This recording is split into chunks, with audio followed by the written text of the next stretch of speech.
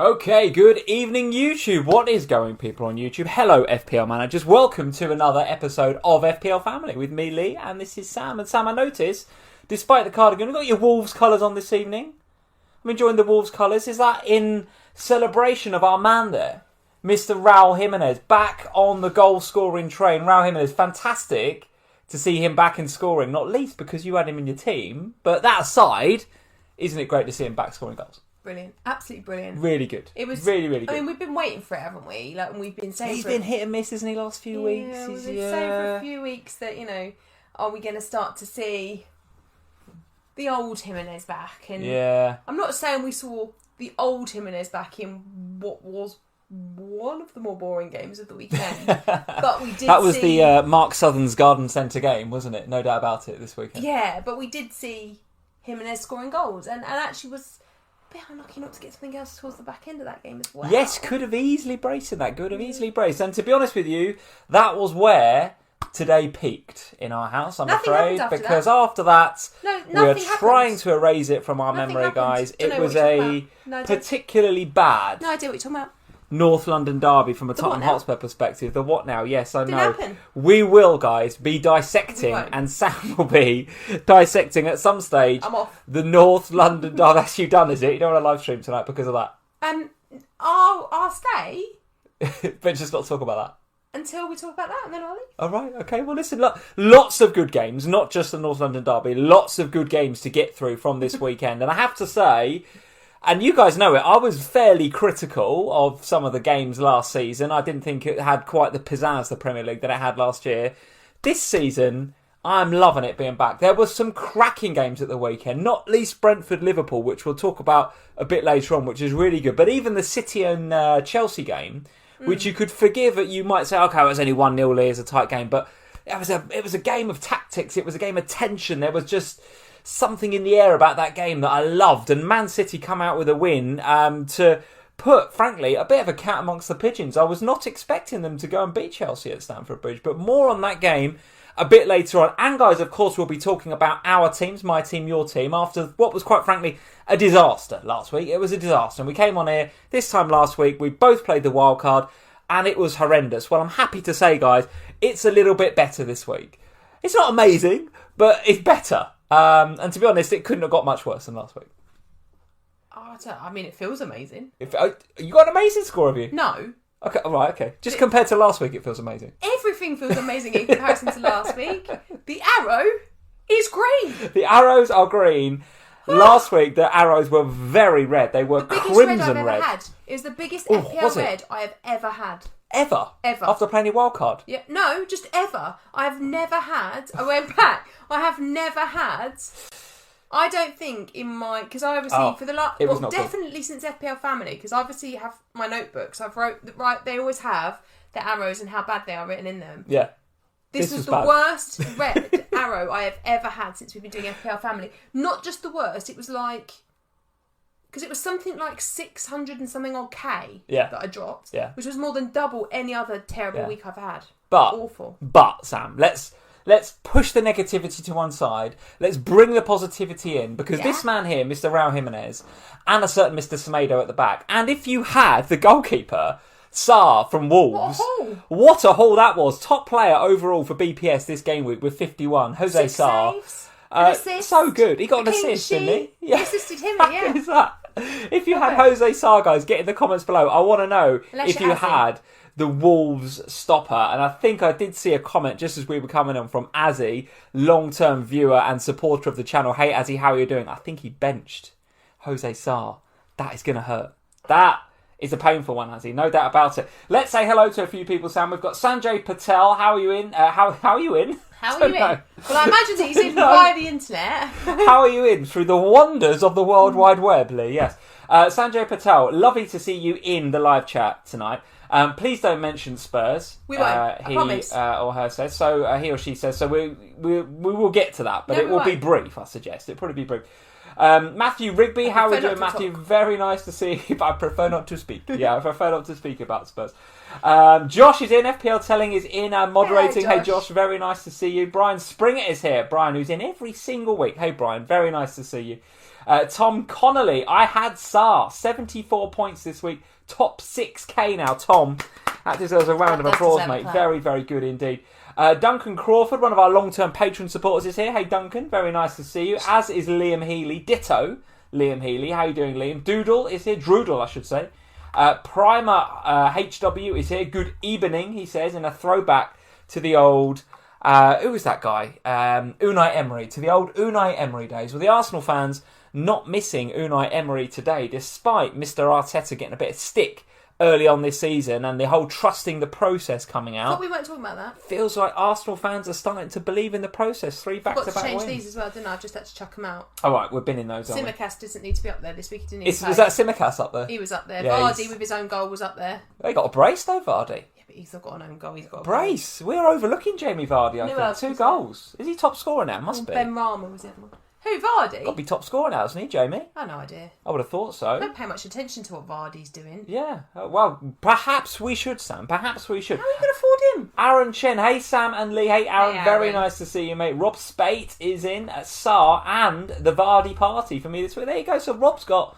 Okay, Saar, but he's got Vardy as well. We are overlooking this guy, I'm sure, right? 3rd for overall BPS with 44 so far this week. Despite the own goal... The brace absolutely propping up the FPL points. Because he got the own goal first, didn't he? Well, he took the own goal very well. It was a lovely header, wasn't it? It was a glancing header at the near post, Jamie Vardy. He just got into striker mentality. He saw the corner come in. He just thought, going to get my head on this. He just guided it past Schmeichel. It was sensational.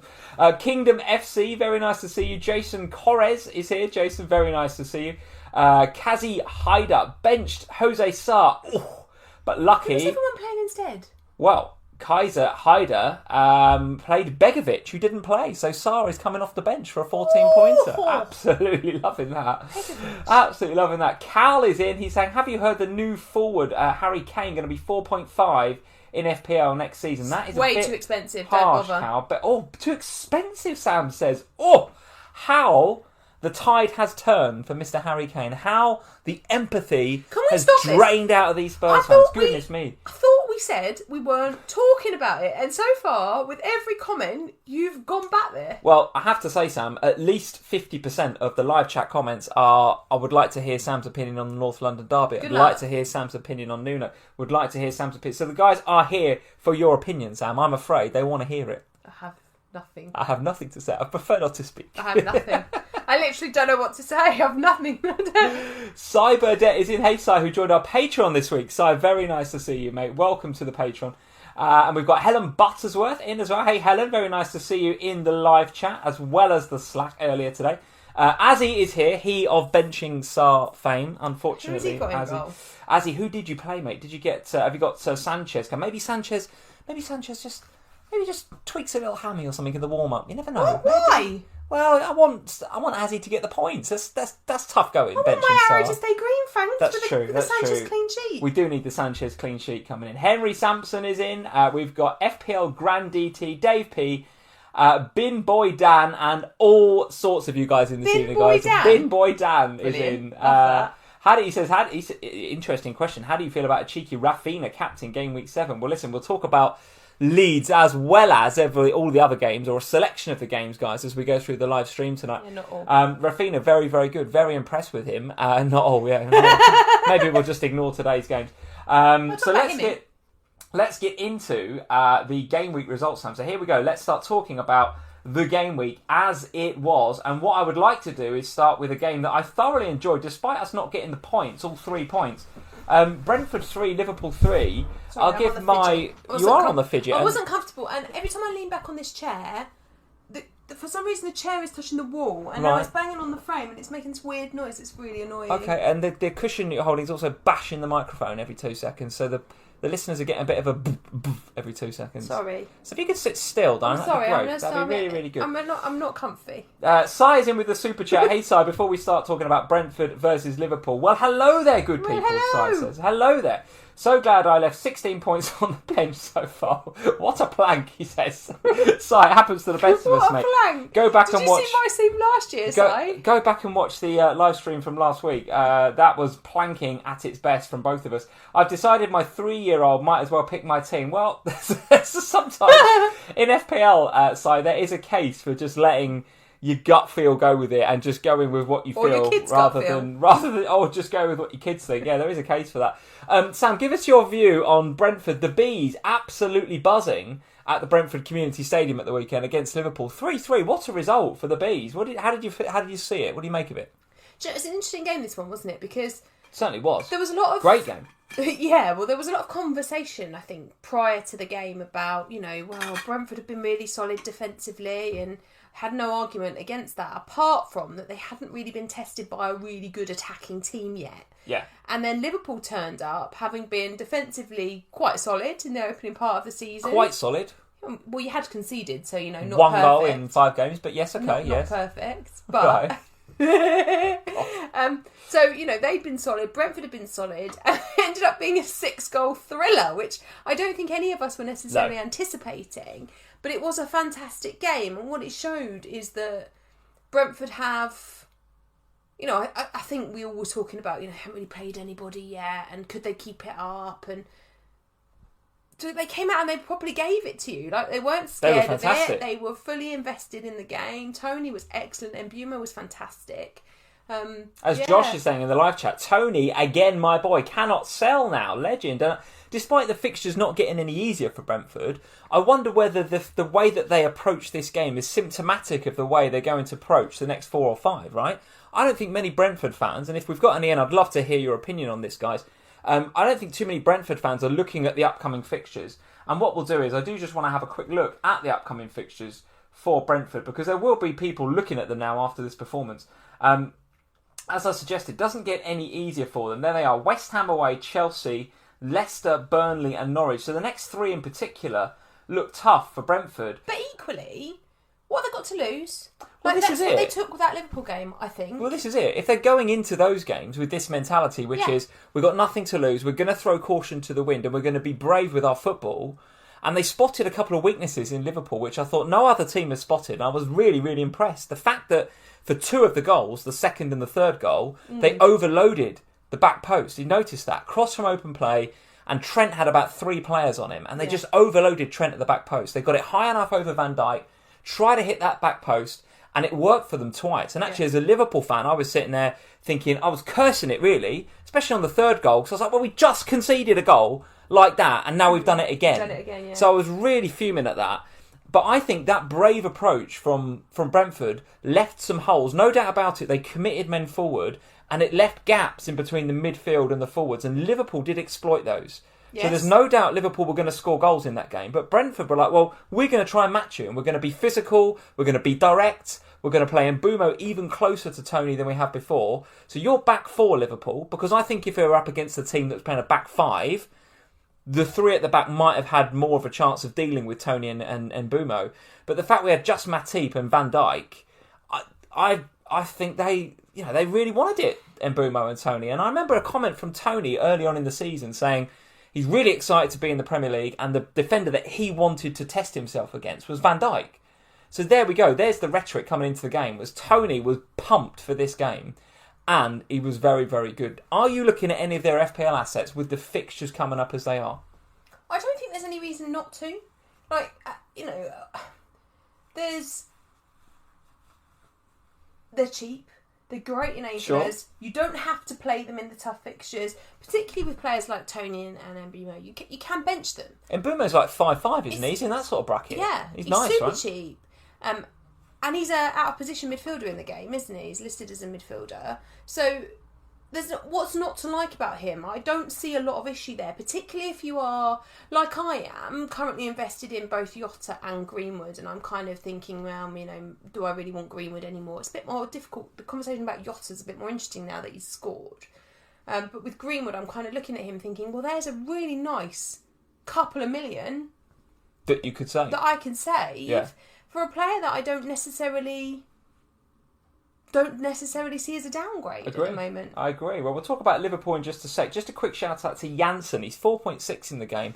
I noticed that he just sort of drifted into these positions where he was kind of alongside Mbeumo and Tony. And whenever they went to go for that overload, I think he got the assist for maybe the second goal. Was it the third? Can't remember. One of the goals, he got an assist where he crashed it against the bar. I think it was the second goal. Right. So, of course, Pinnock is going to get a lot of the headlines because he scored the first goal. Unfortunately, he had to go off injured, so maybe don't have a look at him, or at least keep your eye on the updates for Pinnock. But Janssen at 4.6, absolutely strength, power, everything that you need if you're going to overload the box like that. What did you say next? West Ham next? Yes, West Ham coming up next for them. Yeah, so difficult next 3. Going to be a good matchup, that West Ham versus Brentford. There's going to be some powerful set pieces. No, I don't think that's that bad a game, That's a London derby. They're going to be well up for that. Yeah. Brentford have going to... not Brentford. West Ham are just going to have played Europa League. Yeah. Okay, talk to me about Liverpool then. So, what are you doing with Diogo Jota? How do you feel about Diogo Jota coming out of this game? Because for the third game in a row, I feel like he should have and could have had more. There was one particularly good save from David Raya. I think Liverpool were 1-1. Curtis Jones smashed it against the post, and Raya got up so quickly to make the save from Jota. So, again, here we are with another game week. Jota owners, were you a bit unlucky? Now, don't get me wrong, I'm happy with the goal to get the header from the first goal, but probably should have had more Jota. But now Firmino's coming back, so how do you feel about it? But it's difficult as well, isn't it? Because obviously next up it's Man City, who we'll talk about, I'm sure, in a minute, had a very good game against Chelsea. I don't know how I feel about 3 Liverpool players going into that Man City game, and I don't know how I feel about the Bobby Firmino factor. I mean, what's interesting for me is that he didn't take Jota off when he put Firmino on in that Brentford game. Yeah. Which is what I was expecting. When I saw Bobby was coming on, I was like, oh, that's Jota going off there. Well, I think I could see him doing it because Brentford were not playing through the midfield. No. They were going direct to Mbeumo and Tony. So we actually didn't need 3 midfielders in there. So what Klopp decided to do was, okay, well, I'll sacrifice one of them, and I think it was Curtis Jones, and I'll put in another attacker because I need to go and get this game. Because Brentford were not moving through the areas of the pitch; they were just whoop straight over to Tony and Mbeumo. Yeah. So I think Klopp was right to do that, but I don't think that we're going to see those 4 playing that regularly because a lot of the teams that play in the Premier League obviously don't go quite so direct. Let's have a look at the fixtures for Liverpool coming up. It's obviously the City game next, which is not too bad. Watford away, which is a game I'm going to. I'm looking forward to that game. Then it's United away at Old Trafford, which is always going to be huge. Brighton and West Ham. So they are second bottom on the ticker there, Liverpool. It's not looking all that green for them. Some tricky looking fixtures. Even Watford away is a tricky looking fixture. So with Jota and Firmino and this kind of rotation threat now about him, are you looking to sell? How do you feel? The thing is with Jota, the last couple of games I've watched him and thought, have I not got more out of you? I don't feel like... I don't know. I don't have a real urge to sell him. No. And maybe that's because I've got other things to do. But I still don't feel like Jota's a priority sell right now because Bobby's going to be eased back in, let's be frank. He's not going to suddenly play him for 90 minutes. If he comes on and starts the game, he probably gets 60 minutes, and that means Jota's going to get 30 minutes. Well, Jota in 30 minutes can be potent. Yeah. But it's more likely probably to be the other way around for a couple of weeks. Okay. So I'm kind of tempted to hold him for now. Okay, very good. ZK, thank you for the super chat. He is saying, glad to have finally caught this live, albeit late to the stream. Nice to have you along, ZK. I haven't missed an update on what colour North London is tonight, have I? No, you haven't, ZK. It's white, always white. We will be talking about that. Because Arsenal don't belong in North London. A bit later on. South London. A lot of people in the live chat saying it's J for Jota. Yes, we know, but I'm so used to saying Jota. Get over it. We say it every week. Brentford 3, Liverpool 3. Let's move on to Chelsea 0, Manchester City 1, which, again, was not all blood and thunder in the same way that Brentford versus Liverpool was. No. But tactically, a really good game. Yeah. Really intriguing game. And actually, a result that I wasn't expecting. I wasn't expecting City to go there and win that game. I thought Chelsea might... Well, I thought they were going to get the 3 points, actually. If not, take the draw. How do you feel about this result? Given that... And we'll show them because these have been well documented over the last 2 live streams. There they are. The Chelsea fixtures look sensational from now on. Southampton, Brentford, Norwich, Newcastle and Burnley. And I think even if you were to move the ticker on a couple of fixtures, it still looks really good for Chelsea. So as the live stream title says, as the live stream thumbnail says, we are looking to get all aboard the Chelsea train. And I have probably a decision to make with Reece James. More on that in a bit. But what are you thinking about Chelsea going forward into those fixtures? Bit of a bad result for them, but do you expect them to bounce back now? Oh, 100%. I mean, this is just one of those things, isn't it? You know, Tuchel will take that. He will work on that in midweek. And going into this nice run of fixtures, Chelsea will see that this period of time as an opportunity to win every single week, build up their points total, get themselves above Brighton in the league, potentially who incredibly after tomorrow night. Could be top of the league, couldn't they, if they win tomorrow night? Imagine if we go into game week 7 and Brighton are top of the league. What a time to be alive as a Seagulls fan. Oh, Breachy will be loving it. No doubt about it. I'll have to do a Q&A with Az as well, won't I? Az is in dreamland. We'll have lost to Arsenal and he'll be top of the league. It'll be an absolute nightmare. So if you had to pick 3 Chelsea right now, because a lot of people that, whether you're wildcarding or not this week, but certainly if you are, I think you're going to be looking at 3 Chelsea players with that fixture run. I think you have to, don't you?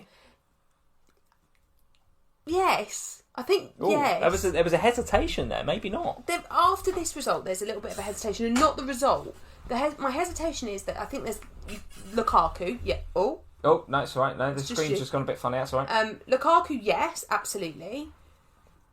The midfielders I still struggle with. I still struggle with how do you pick someone in midfield, because obviously Mount has had this injury that's kept him out this weekend, but apparently it is only minor, and if they'd have played on Sunday, it would probably been okay. So let's see what happens there. So then you're into the defence, and then obviously with what's happened with Reece James, then the question comes as to, well, who do you go with? Because you go Rudiger, fine. You could go Alonso alongside, also I think fine.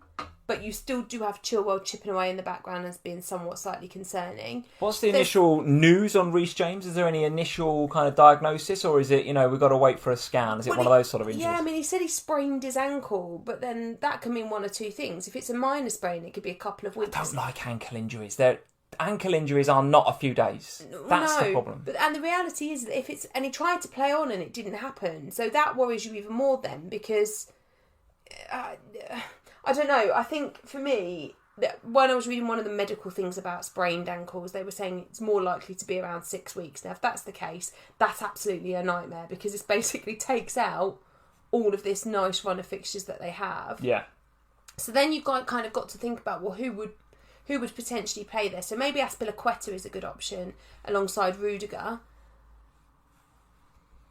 Potentially, you could go with. Well, who's going to replace Reece James in that wing back role? Because you've got to think that in these games, and this is the reason I bought Reece James in on my wild card. These games that Chelsea have got coming up, these are not a sit and conserve in the way that they tried to get something out of this Man City game. He is going to play those wing backs. They are going to be going on with careless abandon, aren't they? Oh yeah, for sure. And whoever plays on, that's why I think Alonso is a great pick, by the way. And if anyone's considering Alonso, yes, I understand the threat from Chilwell, but Alonso has done nothing to suggest that he shouldn't be the flying wing back in that team. And he was playing second striker sometimes, maybe not so much in this City game, but certainly in previous weeks. He is right up there with Lukaku. So okay, I like Alonso, but who is going to play on right wing? I think it's got to be either Azpilicueta, or it's going to be Callum Hudson-Odoi, isn't it? In that sort of kind of false wing-back role that he doesn't like. But then again, in FPL, he's a midfielder. So you're probably not going to go for him. No, I don't think you can. So I think if you don't... And this is why I paused slightly about the treble up. Because the double up, I think, is easy. You go Lukaku and you go Rudiger, or you go Alonso if you want a slight more risk. Don't think it's that much more risk, but if you want a slightly bit more risk. But to pick 3 is hard, because the midfielders aren't really doing it at the moment. They're not really. There's a lot of love for Kovacic, by the way, but I'm not feeling that. He is playing exceptionally well, by the way. Playing very, very well, particularly previous game week. I thought he was great. Don't fancy him so much in FPL. I know he's getting forward into some reasonable positions. But actually, this game here, the Man City game, I thought, if anything, showed how much Chelsea miss Mason Mount. I know that he's not been pulling up any trees in FPL, but for this run coming up, surely this game, if anything, that's the bit that they struggled with. They struggled to transition from midfield to forward, I thought, because Lukaku wasn't getting the service in the same way that it has in previous games. It was coming from out wide, and it was coming from the word players, but there was no transition through to the forwards. And I think Mason Mount is absolutely integral to that. Frank Lampard could see it, and so is Thomas Tuchel seeing it now. He was a big miss for them, Mason Mount, at the weekend. And if he comes back in, which I think we're expecting, Chelsea fans, tell me if you think Mount's out for longer. No, Tuchel said if we'd have played on Sunday, he probably would have been okay, but because it was Saturday, can't risk it. Yeah, so Mount's going to come back in, you'd think, and therefore, the Lukaku's is obviously still a really good pick. But then, of course, we've also got the fact to factor in midweek action this week for Chelsea. Yes. So it's hard to move now because you want to see what happens with these players. Because if Mount has got something underlying and it's just been more time needed, then it should be fine. But let's see how we go. I think they're Wednesday. Are they Wednesday? Yeah, and that's it's good. I think if you're owning Luke Shaw, we'll talk about him in a sec, or you've got Reece James, or both in my case. It's good that we have European fixtures this week because we should get a bit more of an update from the managers between now and next weekend. I personally think I am not a Ben Dinnery. I am not an ankle expert in any stretch of the imagination. Although I have had some ankle, I have had some ankle injuries from my footballing. I was going to say career. It really is not a career. From my footballing times over the years. Career. It's not a career.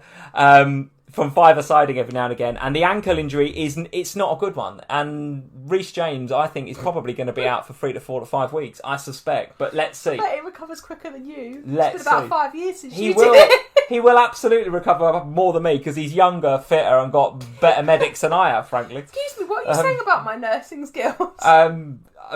It's more to do with how old I am. So Chelsea, Man City. Chelsea, I think you still go for the treble up. Nothing to be too concerned about there, unless you're a Reece James owner, in which case I'm probably going to switch to Azpilicueta. It's probably the switch I'm going to do. Then I'm going to have Lukaku, Azpilicueta. I might go a third, and I'm with you. I was just a little bit hesitant on that third, simply because I fancy if I was going to go for the third, it would probably be Rudiger or somebody else in that Chelsea defence. However, I think there's some really nice options now at Manchester City. Talk to me about João Cancelo, 12-pointer this weekend, 6.1. I think he's going up tonight to 6.2, and you can see why. 4th for BPS overall this game week with 40. The underlying stats look very, very good indeed. He was top for passes completed this week.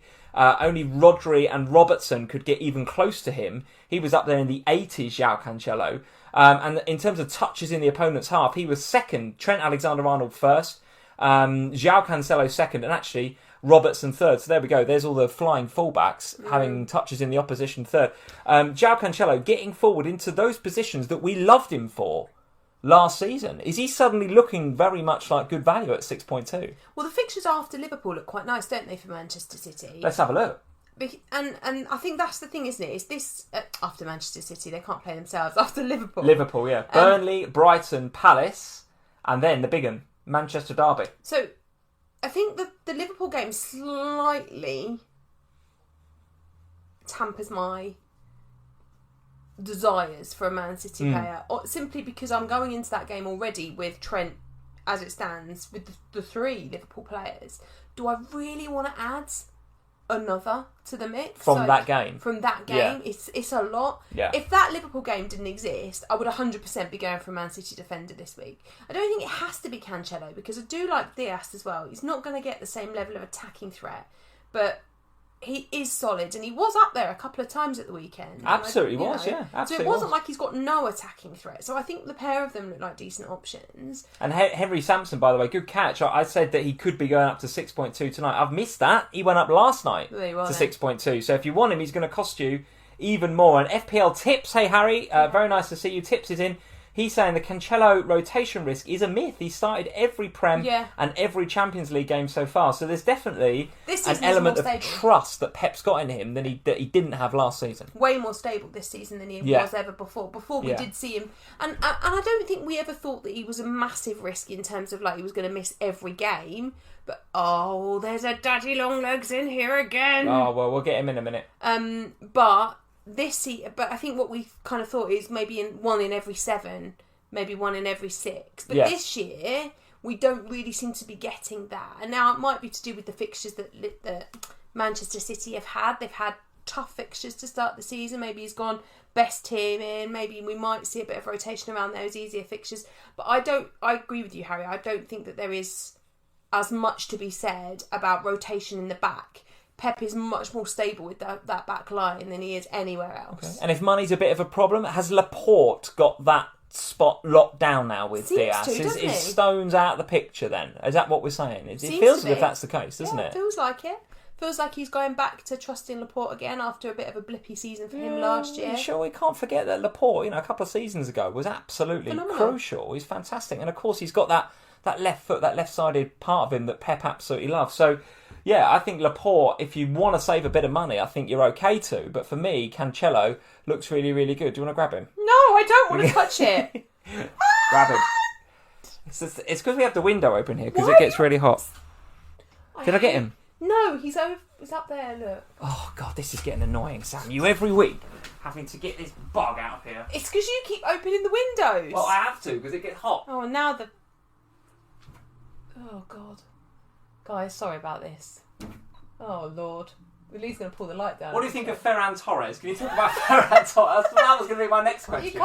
You can't... Oh, he's got it. You talk about him while I do this. I've locked the front door as well. That's okay, don't worry.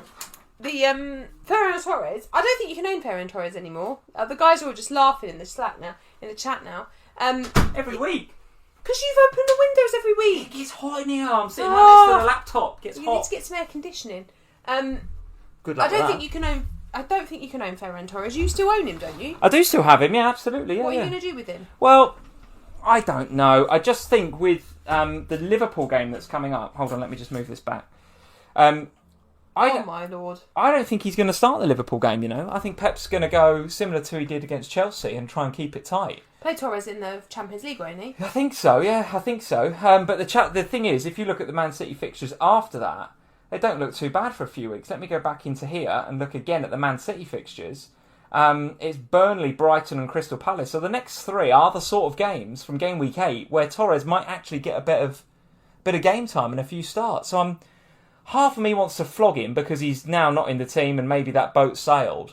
But half of me wants to maybe just keep him for them 3 and then make a decision in game week 11 just before the Manchester derby. If you were an owner of Torres, what would you be doing? Crying. Okay, but you'd be selling, right? I think I would sell, yeah. Okay. I just think that because there's so many players that are cheaper than him, that are performing and are regularly playing, I wouldn't feel comfortable still owning Torres. All right. A shout out for Grealish as well. Grealish, again, 100 million quid, high expectations going to Man City.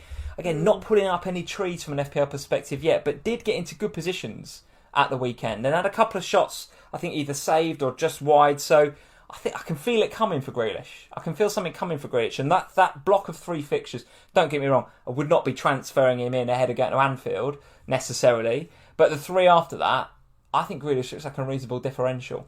If you can consider him a differential. He was unlucky this weekend, I thought. Yeah. He had some good movements and some good places. Cool. All right. Let's go to... obviously, I enjoyed the Brentford versus Liverpool game, but another game that I thought was absolutely bonkers. And I heard James from Planet FPL say it on his podcast last week. You can't miss a Leeds game, can you? There is every week, I will look at when Leeds is on and I will try my best to watch it if it's on TV. They are so entertaining. It is so open, Leeds games. It's absolutely ridiculous. Just do a quick super chat from Cy Burdett. Thank you, Cy, for the super chat. My daughter said, "Do you want to eat my bogey, Daddy?" When I asked who she thought I should replace James with, her transfer advice is legendary. Thank you for that, Cy. Much appreciated. I'd be interested to know who she did suggest rather than the question. Leeds versus West Ham, though, Sam. What are we saying about this game? A goal for Rafinha, who was fantastic on the day, by the way. Could have had more. And a last-minute, wonderfully taken goal from Antonio. What a goal. I mean, Shackleton, I know he's a youngster, but he's got to retire now, unfortunately, Shackleton, because Antonio absolutely rinsed him with that touch and then slotted it past Melia, who also had a really good game, the Leeds keeper. What was your view on the game? How did you see that one playing out? The difficulty I have with this is that... So let's start with Leeds. You're right, they're always entertaining, but you just don't know what you're going to get, do you? Like, the reality is, at the end of that game, Bielsa was talking about how Rafinha's basically... What did he say? He said something really weird about Raphinha, didn't he? Basically saying, yeah, well, he's not really fit, but I've got to play him anyway. I'm just going to play him. And well, without Patrick Bamford, I think he's got a problem, Bielsa, isn't he? He needs a danger man, and he's the danger man. I mean, Rodrigo's in there, but I don't see him as much of a threat, whereas Raphinha absolutely was a threat at the weekend without Bamford being there. So one of the two of them's got to play. Yeah. And despite Raphinha having a bit of a flag coming into the game week, maybe a bit of a hip injury, and we've got to keep an eye on that, I think, us Raphinha 70 owners. minutes again? 70 minutes, I think we've got to keep an eye on that, us Raphinha owners, as to whether he's going to be fully fit now for next weekend. But if he is, he looks great, doesn't he? He's in great form. He is on great form. He does look good. It does worry me. When players are playing with an injury that they are kind of carrying, it's a concern because it only takes one bad tackle, one wrongly placed foot, one slip, and they're out for longer than they maybe would have done if they just had a couple of weeks out with rest. And it worries me a little bit. I was concerned actually about what Leeds would be like without Bamford. Got to be honest, I was a bit with what they would do, particularly if they hadn't have had Raphinha as well. I think they would have been in real trouble. But Raphinha's great if you want to go there. I just don't think there's anyone else in that Leeds team you can touch. Well, they are now the team that has shipped the most shots on goal, I think, Leeds. What, more than us? There's, I don't know after today, actually. That's a good point. I think I read that this morning, so that was pre-North London derby. But Leeds, they are pretty bad at giving up shots. Yes. So if they were to come up against a team that likes to take shots, that would be a problem. And Antonio obviously likes to take a shot. Did you think it was a red card for Antonio? I mean, I'll take the points, but it could have been, couldn't it? On another day, a different ref could have given it. A different ref, maybe. I think it would have been harsh if it was a red, to be honest with you. He did lead with his arm. He caught Melia with his arm. Have you seen him given? You've seen him given? Maybe. But I've seen him given. It probably was a yellow, to be honest with you. But again, absolute powerhouse of a performance. So good from Antonio. So good. And what a start to the season he's had. So good. And Aaron Chen, thank you for the super chat. Antonio now a reliable captaincy option. Yes, absolutely. Well, we talked about him, didn't we? We talked about him last week as a captaincy option. And both of us, I think, did you vice him as well? I did vice captain him, and I was very close to captain him, Yeah, because you really thought about it. The only reason I didn't is because the FPL brain that I have, what's left of it, always says if you're choosing between a midfielder and a forward, you go with the midfielder because of the additional points. So if it's a really close call and you can't choose, and that's, to be honest, where I was with Salah and Antonio this week. I was very torn. But because Salah gets the clean sheet point if they keep one, and he gets the extra point for goals and assists, I was like, right, well, I'm going to go with Salah then. But I think Antonio is absolutely a viable captain. The one thing, again, that puts me off is, of course, we've got Europa League for them this week. So, again, I feel like it's another player that I'm watching carefully, make sure he makes it through, because we know what he can be like. But I absolutely think he's a viable captain option. All right, let's have a look at the fixtures for West Ham. Are there any fixtures here where you would be captaining him? Well, we've got the game that we mentioned earlier on, West Ham versus Brentford at the London Stadium, or the West Ham at the Olympic Stadium. That is going to be such a great battle, I think, between those two very physical sides. Then they go away to Goodison. It's Spurs, which we'll talk about those guys and how they're playing in a minute. Aston Villa away, and then Liverpool at home for West Ham. So the fixtures don't look too bad for the Hammers. But look at the Chelsea ones. Yeah, for sure, but we're talking about West Ham. Yeah, but we're talking about captaining Antonio. Oh, I see, okay. So yes, the fixtures look nice, but equally, you've got another powerhouse at Chelsea and Lukaku, and the fixtures look arguably nicer. Yeah, but you're not replacing one with the other. I think. No, but Aaron's saying, who would you captain? Is he a viable captain? Okay. I think he is if you don't have Lukaku. But if you have Lukaku, you surely captain Lukaku. Okay. No? Yes, I think I would agree. Although Antonio, if you want a differential captaincy option when everyone's going perma-captain Lukaku for the next 5 to 6 weeks, he's one to look at. He's in such good form. Absolutely sensational form. No doubt about it. Let's talk about. I want to talk about Manchester United 0, Aston Villa 1. Oh, hello. This was interesting. Was this Villa being really good, or was this United being really bad? What was your gut feel on it? I I think Man United were pretty poor. Yes, they were poor. No doubt about it. I didn't think Aston Villa were that brilliant. I thought Aston Villa were fine. Yeah. But not brilliant. Yeah. Does Ronaldo take penalties from now on? Oh, well. I thought we had when the guys in the Slack were going mental, it was hilarious. When the goal penalty got given, and we both sat there and we were like, "Well, surely it's Ronaldo." And then it was Bruno, and we were like, "Oh, it's Bruno! It's on pens." He ain't anymore. I'm telling you. He can't be now, can he? He's absolutely not. He's literally hit it out of Old Trafford. He can't. And then Emi Martinez danced. If you're a Ronaldo owner and you were worried about him not being on penalties and Bruno being on them, worry no more. He will absolutely take the next one. And you're right, the Martinez dance to the crowd. If you've not seen this yet, guys, go and check out either the Villa TikTok or go find it on Twitter.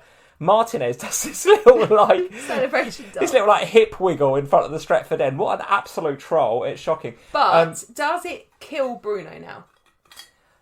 Any conversation that there was about keeping Bruno, is it dead? Yeah, probably. Because pens are now definitely gone. Well, surely. yeah, and I think with Bruno, his flame was fading already, which is such a shame because he's been so good for us for years and years. And by the way, United fans, let me know in the comments below and in the live chat what you think of this comment. I thought he had a fantastic game, Bruno Fernandes. A fantastic game. Top for chances created in the game week, Sam. Bruno Fernandes with 10. The next best is St Maximin with 5. Bruno had twice as many chances created as the next best FPL player this weekend. He was on fire, Bruno. Creating.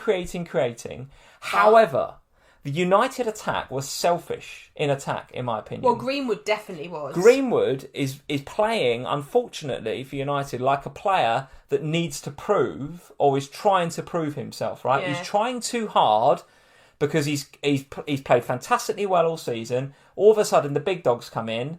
And now, as a young player, how does that affect your mentality? Yeah. Well, as a young player, that affects your mentality by you think, right, I've got to show that I'm as good as Ronaldo. And Greenwood is not as good as Ronaldo, right? He might be one day because he's a very talented lad, but it's unlikely because Ronaldo is one of the best players ever to play football on this planet. So it's unlikely that he's ever going to be as good, but he's trying too hard. Every time he got the ball, he was shooting. There was one in particular in the first half where all he had to do was lay it to Bruno for a tap-in, and he didn't. He got the shot away, and it was easily fielded by Martinez. Do you think that United attack is kind of reverting to... Now the Ronaldo hysteria is dying down a little bit and they've lost 3 games out of 4-0 competitions. Is it reverting a little bit to what we thought it might do, which is a bit of a disjointed collection of individuals rather than a team? Well, the thing... When a player like Ronaldo... When a club legend arrives back at the club, it does... It's the same with Bale, right? It immediately lifts everything about the club. Even if the club didn't really need lifting at that moment, the arrival of said player lifts everybody. It makes everyone up their game. And it also just builds the... And you saw that at Old Trafford when Ronaldo first came back. It was a remarkable game. This week, Old Trafford felt a bit flat. Yeah. Well, they just had a couple of defeats, hadn't they? And... Greenwood, like you say, was being selfish. And as a Greenwood owner, I don't so much mind him being selfish in some ways because, from an FPL perspective, that's sort of what you want. Took the most shots this week, by the way. Well, that won't surprise you. I'm just looking in the FF Scout members area right now. 8 shots this week, and Antonio next best with 7, right? So, and I don't mind no that, surprise. Right? Yeah, I don't mind that from an FPL perspective because he's getting the shots away. Something might have come with them. But they're speculative shots. They're low XG shots. But he's not playing where he wants to play, is he? He wants to play where Ronaldo's playing. He can't play where Ronaldo's playing, so they've put him further out wide. As a result of that, he's getting chances that aren't necessarily what he would want. Or he's potentially got more of a creative role where he is, and it's an adjustment now to him because in game weeks 1 to 3 it was a shoot on sight because of where he was placed on the pitch. The last few game weeks since Ronaldo's arrived, he's being asked to play a very different game, and maybe actually he's just not quite got that in his head yet. Is that when you get the ball here, it's okay if you don't shoot, it's okay if you pass it to someone that's in a better position than you are. it's difficult with Greenwood. And I do think that when you have wholesale changes, we've seen it with Manchester United have bought some great players in this pre-season, in this window. With Varane as well, we mustn't forget about that. And of course Sancho too. There's got to be a bedding in period. And the Ronaldo hysteria was always going to get them so far. Now they've got to learn to gel and play as a team. I actually do genuinely think that Manchester United have the right players to do incredibly well this season. Yeah. Leave Ronaldo aside, I think they've got the right players, and just add to him that makes it even better. So I don't think there's any need to panic, but there has got to be some readjustments in how people are playing and the way they're playing on the field. And that, I'm afraid, is Ollie's job, and he's got to work that out. Okay, all right. Nice comment from Babani. Thank you, Babani, for the comment in the live chat. I missed this comment, by the way. So apparently Solskjaer was saying in the post-match or after the game, he said, Bruno has been excellent. He's been such a good penalty taker. And today, you'd back him with your mortgage. He'll step forward every day of the week for the club and for the team. So is that Ollie backing his man there? What is that? Is that Ollie saying he will take the next one? What did he say? You back him every day? He'll step forward every day of the week for the club and for the team. Well, he will. That's Ollie giving him his backing then. But Ronaldo's not going to let him. You wouldn't have thought so, wouldn't you? There's going to be an incident like he had at Everton. Ronaldo will be there with the ball. If you were a Ronaldo owner, would you sell for Lukaku now? Oh, wow. Yeah, I think I would. You would? Yeah, I think I would. Okay, we'd love to know what you guys are doing. If you're a Ronaldo owner, and I know there's a lot of you out there, get in the comments, what would you do? Are you going to try and bring Lukaku in as well? Are you ignoring Big Rom? Or are you sticking with CR7? I'd love to know in the comments, guys, what you are doing with the Ronaldo and Lukaku conundrum. Now that we are here, we are looking forward to game week 7, which was and is the fixtures turning. This is the big week when we were like, okay, Ronaldo hysteria is over. We're going all in on Lukaku. And I don't know whether people are going to do that now after a couple of blanks from Big Rom. Nevertheless, an XG of 2.32 for Manchester United in this game, which was pretty good. An XG of 1.1 only for Aston Villa, but that's all they needed. They got the goal. Who else were you impressed with from that Aston Villa side? In particular, I'd like your opinion on Target and Cash, because I thought both of those guys were very, very good at wing-back and getting forward and putting balls across the box. The thing is with Aston Villa, the key, the fundamental to me when you're investing in any defender is that they've got potential for clean sheets. And with a guy like Martinez between the sticks, there is always potential for a clean sheet because we've seen what he can do in terms of the amount of save points he can get.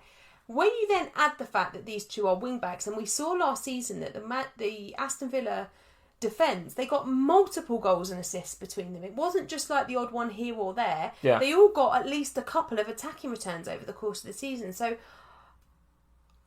we, a few weeks ago, were like, game week 3, all off Villa, all off, fixtures turn, get off.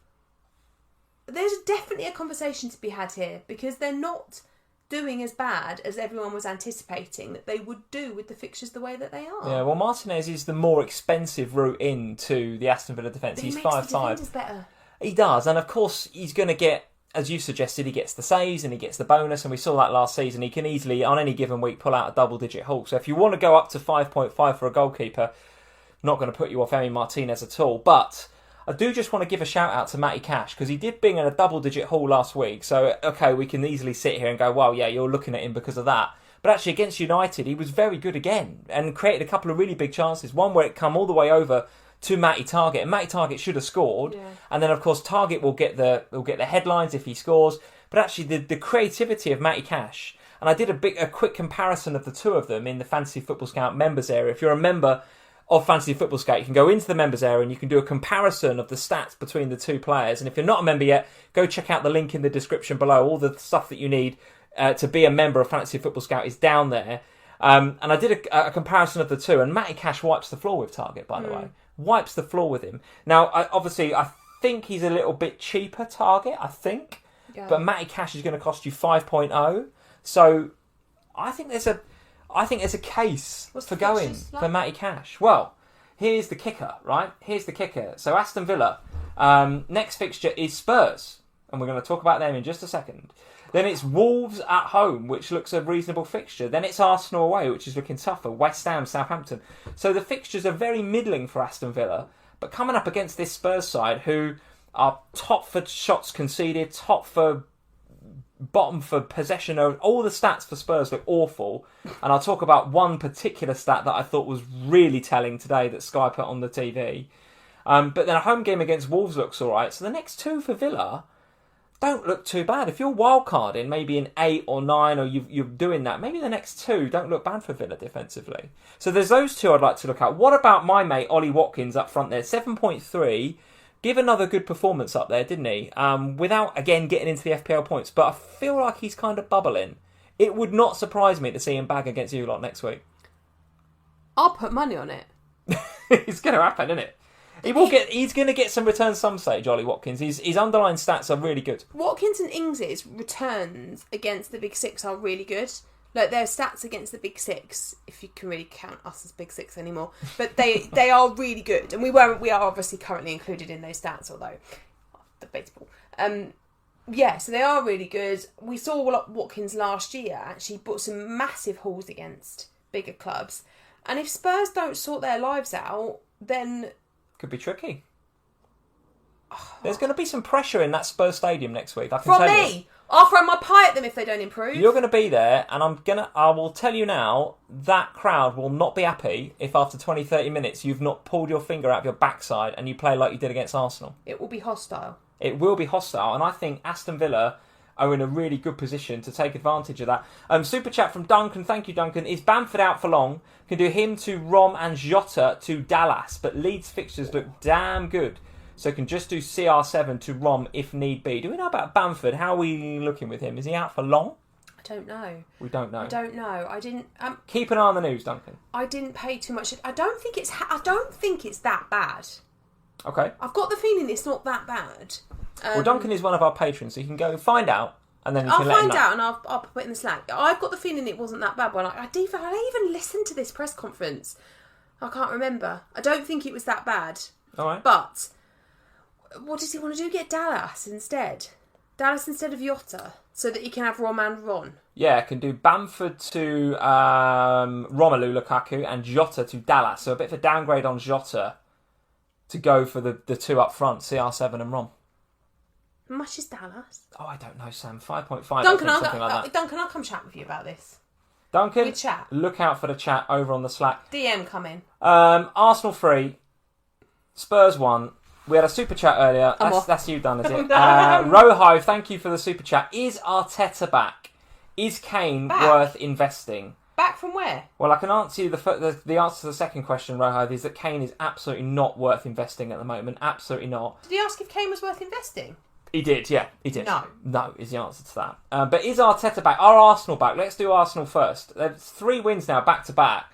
After all of the rhetoric over the first 4 game weeks or the first 3 game weeks where they went away to Brentford on the first day, which is Liverpool have just figured out is a difficult place to go on the opening day, Arsenal, etc., etc. Then it was Chelsea and Man City. They had a lot of COVID issues. They've had a lot of injuries. Yeah. Are they starting to get it back together again? And should we be looking at Tierney and Ben White and Saka and Smith Rowe now? And maybe Aubameyang and players like that? Because that was a good performance there. We'll talk about Spurs' ineptitude in a minute, but Arsenal were good. Yes, absolutely, 100%. I won't take anything away from Arsenal. They had a really good performance today. There are 2 caveats I would put on it. Is that 1, Spurs were dreadful. Yeah. And 2, London derby should never really be used as a basis for doing something because they are so bonkers. Like, they aren't normally reflective of normality, if that makes sense. They are always crazy. Like, they're never normal. Now, Spurs are awful, so use it as normality for them. But with Arsenal, I would just worry about going too much on Arsenal right now. But I do think there is potential for some investment. I don't think there is for Aubameyang, only because of the price that he is. He's so expensive. And we've spent a lot of this live stream talking about some cheaper options that are doing really well. And if you're going to go Aubameyang, you're going to really struggle. It's the same as I said for Vardy. You're going to really struggle to have either Romelu Lukaku or Ronaldo and Vardy and or Aubameyang and Antonio. That's going to be almost impossible to do. So I don't like the Aubameyang pick on that basis. Defensively, I don't mind the Ben White pick because he's cheap. He's really cheap. He's going to be a nice enabler from that perspective, and I think he's still 4.3. He might be 4.4 now, but he's going to... You can rotate him in and out, and you don't mind benching him in the tougher fixtures. So I do like him. Let's have a look at the Arsenal fixtures going forward, because I think this is the reason a lot of people are getting a bit high on Arsenal at the minute, which is Brighton away, which, Brighton could be top of the league by the time that kicks off.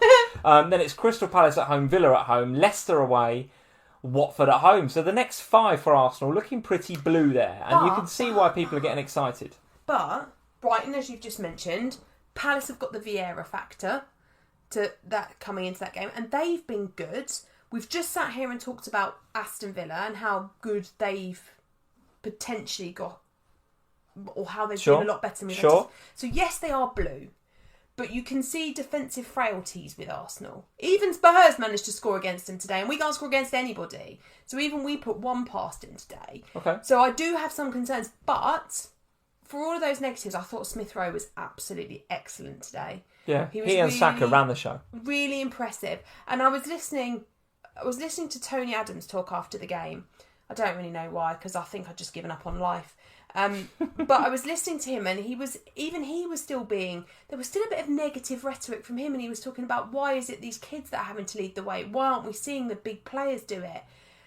Now, I don't necessarily think that that's such a problem, because these young kids, you could see how much it meant to Saka and Smith Rowe today. You really could see how important that win was to them.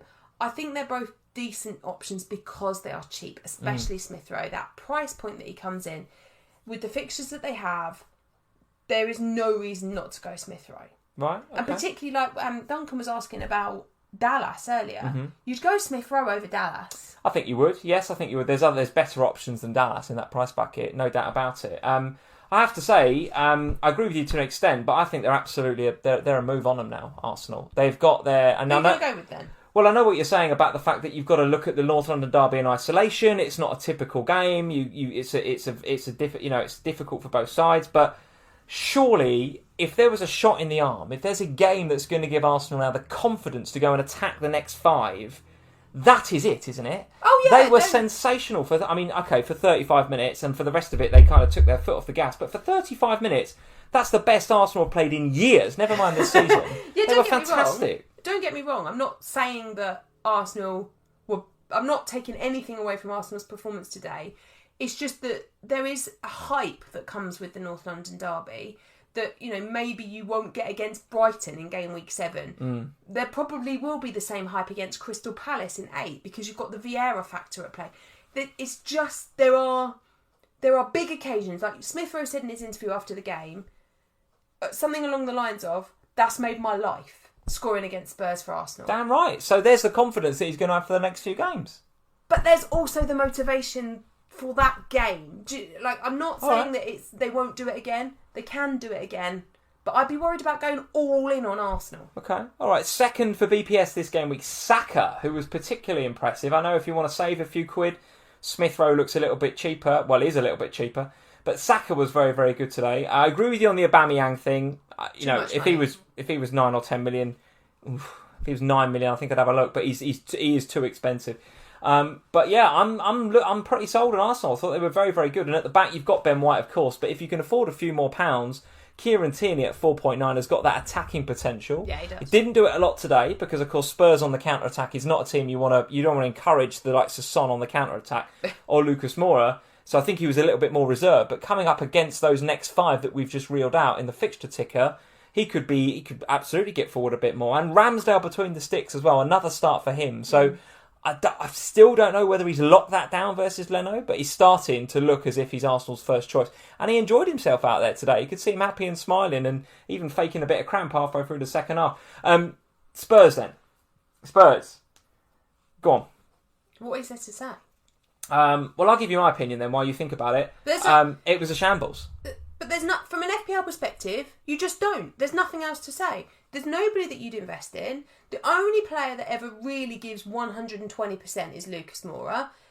And he will always give 120% because that is Lucas Moura. But defensively, they're all over the place because and I said this on the FPL show last week when I dialed in, there's no consistency at the moment. And this is what's starting to annoy me about Nuno, is that every week the defence is different. The first few game weeks of the season, when we actually kept clean sheets, he played the same back four each of the 3 weeks. They knew where they were. They were a unit and they were working together. He's just paid 50 million for Romero. He's got to play him. The last 4 weeks, we have played Romero, Sanchez, Rodon, Dyer.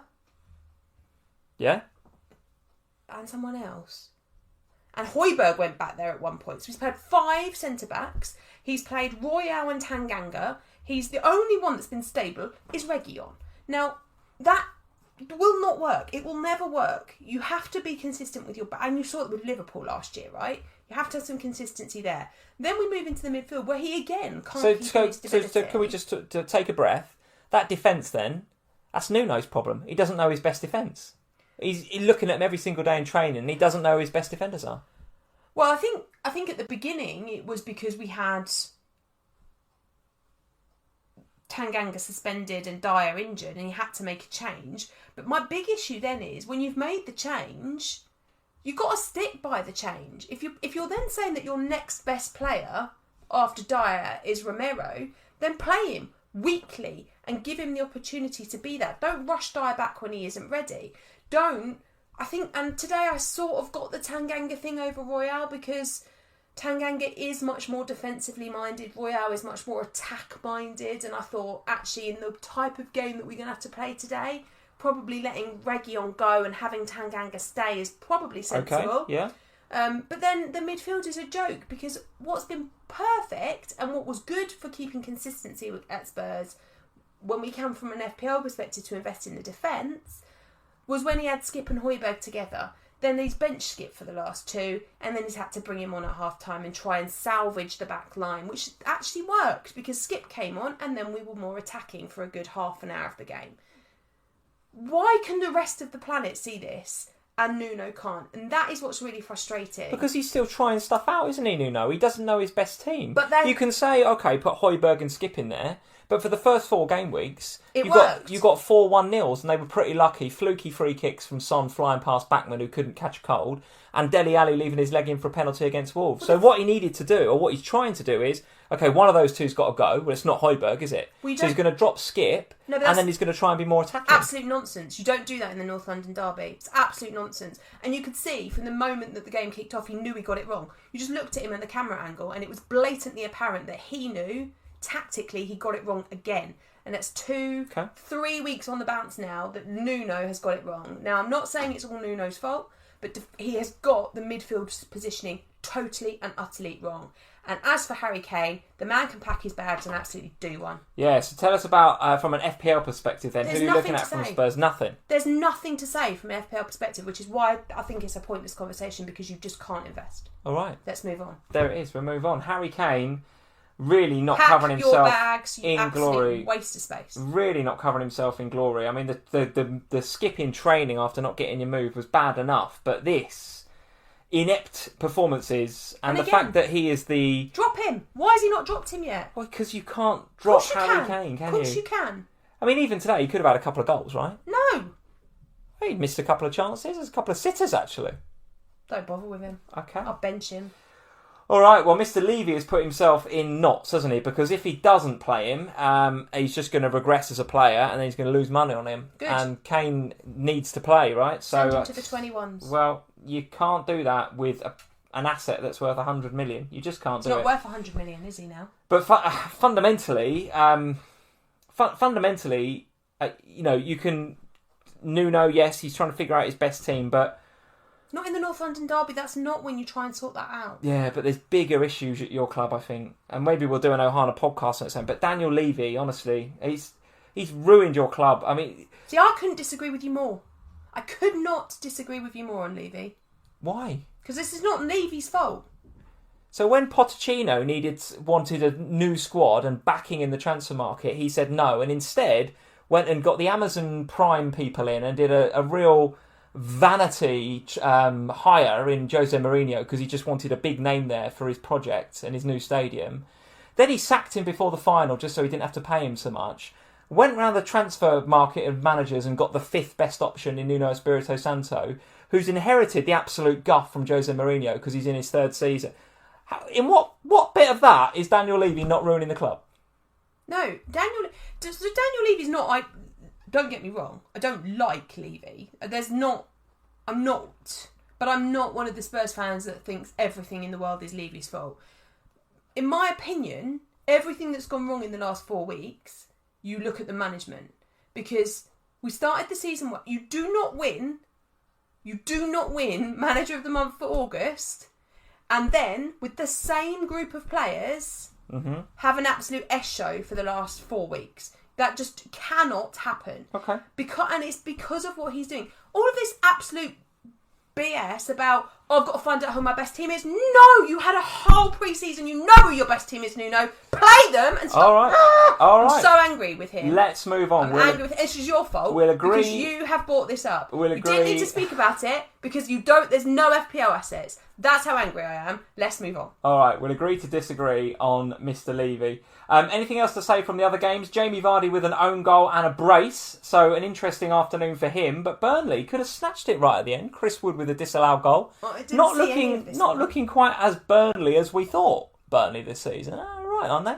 I didn't see any of it, this one. So okay. I struggled to comment. But I don't know. Burnley are an interesting one, though, aren't they? Because when you look back historically, it's like I said in our deep dive in the early part of the season, when you look at Burnley from last season versus Burnley from the season before, they are like chalk and cheese. So you never really know what Burnley is going to turn up. And we seem to be seeing a different Burnley every week at the moment. Yeah, absolutely. And Leicester as well. I mean, just a quick word on them because, you know, the statistic that's always reeled out about Leicester is that they've spent more time in the top 4 over the last couple of seasons than a lot of other sides and then slip out right at the last minute.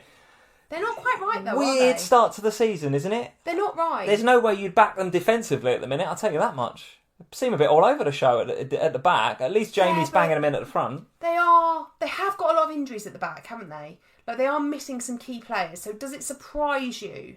Like, there's no key... I don't know. They've been without Evans. They've been without Fofana. They've been without James Justin. Like, they've got a lot of injuries at the back. So it doesn't really shock me that defensively they're not that stable. They are being saved by Vardy.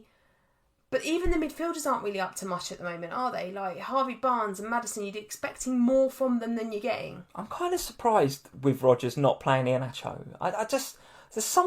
There must be something up there. How good was Iheanacho back end of last season? Yeah, but he doesn't play him. I don't get it. But he only played him because he had to. So he obviously rates Barnes and those guys more than he does Natch. Otherwise, he would be playing them. He only ever seems to play him when they're injured. All right. It's a weird one. I don't know. Not too much else to say about that game other than to say, I don't know how you pronounce this guy. Is it Cornet or Cornet? I don't know. That's how good my French is. Cornet? Let's say it's Cornet. Can't be called Cornet. Well, that's how you spell his name. Cornet. Cornet or Cornet. I don't know. Anyway. Was he from France? I don't know. Anyway, brilliant strike. Absolutely brilliant strike. No doubt about it. And then let's just have a quick shout out for our man Jimenez, who is getting back on the goal scoring bus. Sensational stuff. I must admit, I called this game wrong. I thought Saints would keep the Wolves out, and I went for Livramento over Semedo, as you guys will see in a minute. But this was a good game for you, right, in FPL? Jimenez and Semedo. So this give you a good 15-pointer. Well, yeah, it did, until Semedo lost his bonus point right at the end. Okay. Very annoying. But yeah, I was pleased with this one. Honestly, it was one of the more boring matches that I've watched this season. I persevered with it because I had 2 assets in it. It was really nice to see Jimenez score again, and it did seem to give him a bit of a boost at the end. He was clearing some stuff in there, actually from the Wolves box. He was back doing some defending, putting some good headers on the ball. It was nice to see him back. Hopefully that kick-starts it now. I'm glad I held him. And I think Semedo was a bit unlucky. There were a couple of opportunities where he could have got some attacking returns in that game as well. So, yeah, pleased with that one. All right, let's have a look at the Wolves fixtures then, because we said last week they were looking good, and they still look pretty good. Newcastle, who obviously giving up a lot defensively. Aston Villa and Leeds away. So the Villa game is difficult, but Leeds should hold no fear for Wolves going into that game. Everton at home, Palace. So they look pretty good. So Everton can't be red, surely. If you haven't got Jimenez, is there space now to have him? Because you're going to have Lukaku, you're going to have Antonio. That third striker spot, can you afford to go up to Jimenez? I know the answer from you is yes, you can. But an average FPL player, where have you got to make that sacrifice if you're going to have those front three? Well, I've got two 4.0 million defenders, but then I've sort of been quite happy playing just three at the back. Okay. I guess the other sacrifice can come in the midfield because there are some really nice options. We've spoken about a couple of them in the kind of 5.5 to 6-ish midfield bracket. Yeah. Even if you can go to 6.5, there's some nice options in there. So if you're prepared to sacrifice maybe the likes of Greenwood or Jota, then you can easily get Himmy. Okay, all right.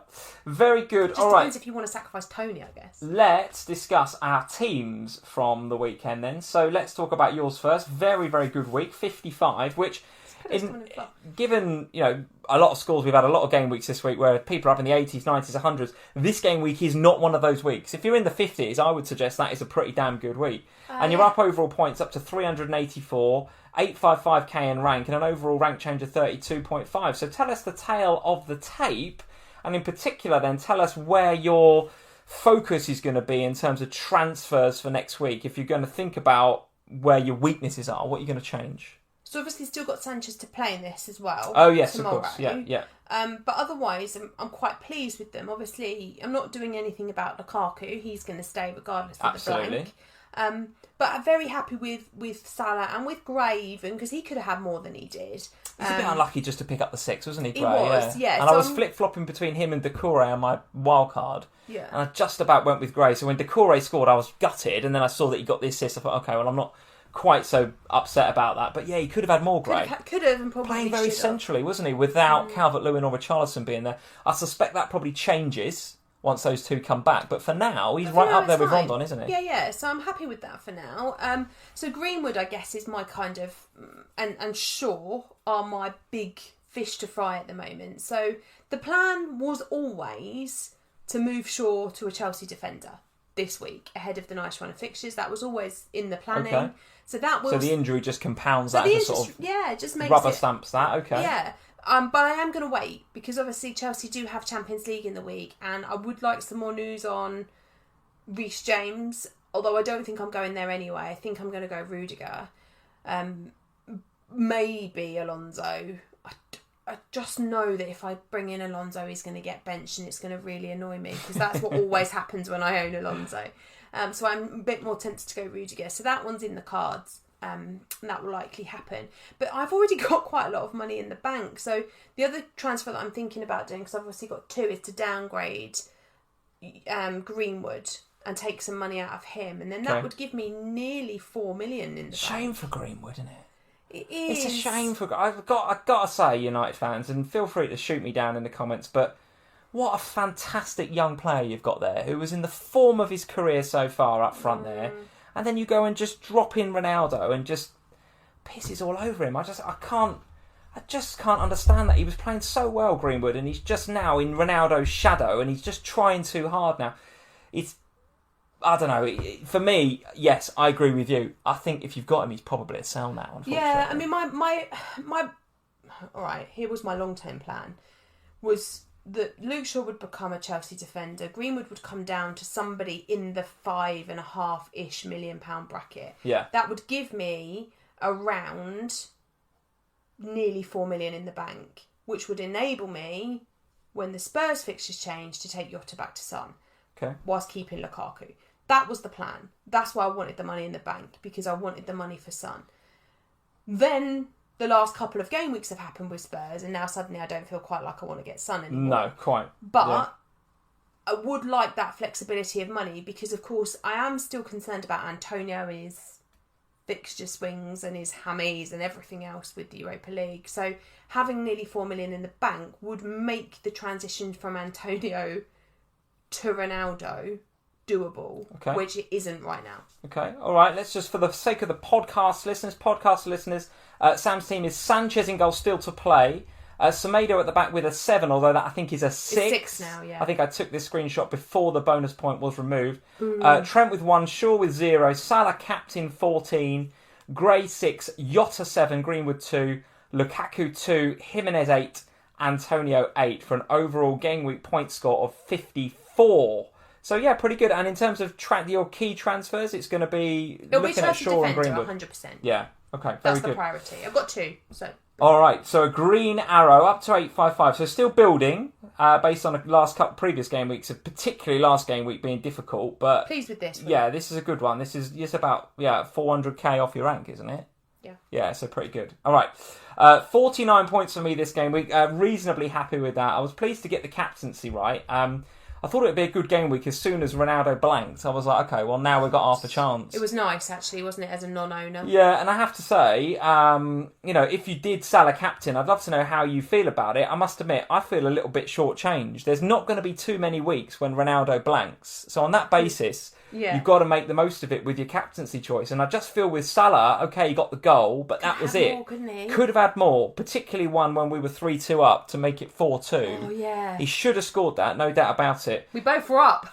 And he had one off the line, didn't he? When at 0-0, I think, when Jota put him through, which as a Jota owner as well, that would have been brilliant for me in FPL. That one that, I can't remember who got it off the line. It was their record signing, that lad at the back, who played very, very well. But Salah, could have had way more than 7. Yeah. Could have had way more than 7. So if any of you out there are thinking of selling Salah, don't do it. Don't do it. He's absolutely flying. Even if I was a neutral, I'd be sitting here saying the same thing. I'm not. I've watched Salah a lot over the last 3 or 4 or 5 years. He is absolutely in the form of his career right now. So he's a keep, and you should absolutely consider him as captain every single week. So for the podcast listeners, I've also got Sanchez in goal with a 0, but of course he's going to play tomorrow night. Trent and James both coming in with 1 point each. Shaw with the 0, Livramento with the 2, Salah captain 14, Jota 7, Rafinha 8, Gray 6, Lukaku 2, Antonio 8 for a game week points total of 49. 388 points for me, 746k, so still recovering from last week really, but a rank change of 18%, 18.68%. So reasonably happy with that. Reasonable happy. 2 free for you as well, right? I've got 2 free transfers coming into this week, and to be honest, I was hoping to use those transfers to be a bit more proactive with my team, to kind of attack the team and go a bit more differential, but I'm probably going to have to use them to do a James sideways move to another Chelsea defender, because there's an option I now don't have that I bought in with a bit of foresight on my wild card. And again, that just kills me, that, because you nearly went Antonio, didn't you? Well, no, I was Rudiger or James, and that's what I mean. Of course Antonio, with Rudiger gets the points haul last week, and now James is injured. I'm like, so disappointing. Just didn't go my way, that one. And then Shaw, obviously, I need to look at what's going on with him as well. So I think you said scan this week, didn't they? Both are having scans this week, so I have to think about what those 2 guys are doing. And then Rafinha, still with the flag, obviously played this game week and looked actually really, really good. Like he wasn't being bothered by an injury at all. But again, hauled off on 70 minutes. So I am keeping an eye on him as well.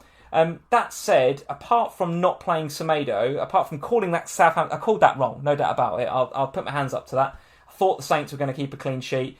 Actually, it was Wolves that won that game. So Livramento, I played him over Semedo.